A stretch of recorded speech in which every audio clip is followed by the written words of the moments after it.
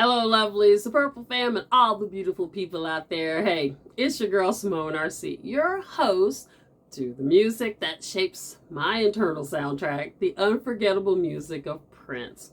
This is a celebration for the true funk soldiers, old and new, of Prince's albums from the 1990s. Today we're going to be diving in something special. The music, the message, and the magic of Prince's 1990 release, Graffiti Bridge. The concept of the album and the film began as early as 1987, but it was experiencing delays for various reasons. The title track was originally recorded during this period, hence the liner notes featuring Sheila E. and Bonnie Boyer as performers on the track. Nearly the entire album is composed of previously recorded sessions that were just updated for the release. Spin magazine said, Graffiti Bridge's soundtrack is really the only album that's equal parts of Prince solo and Prince writing and producing for other artists. It's a rich but uneven grab bag of sounds. The Prince half includes one of the most unique and uncategorizable hits, Thieves in the Temple, and several other old songs from the vault that actually predate Purple Rain. I wanted to go through the album song by song and talk about how I felt the first time I'm hearing Graffiti Bridge and how I feel revisiting it now. If you are interested in the recording history and the technical side of Graffiti Bridge, I recommend you to visit the Purple Nerd channel on YouTube for his video, Revisiting Graffiti Bridge. Click the link down below in the description.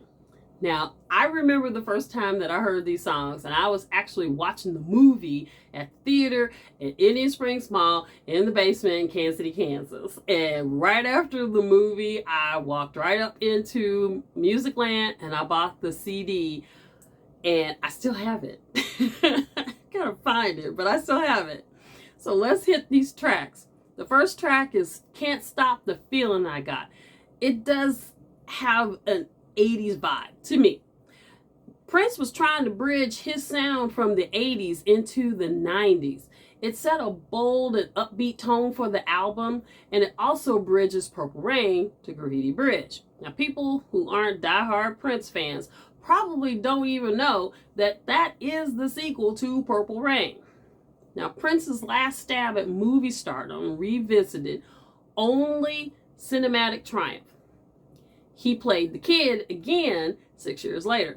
That outro that's in Can't Stop on the guitar was true bridging the 80s power band guitar sound to the second track, New Power Generation, to the beginning of the 90s. New Power Generation had elements of New Jack Swing plus the funk magic of Prince, and it just created the Minneapolis sound.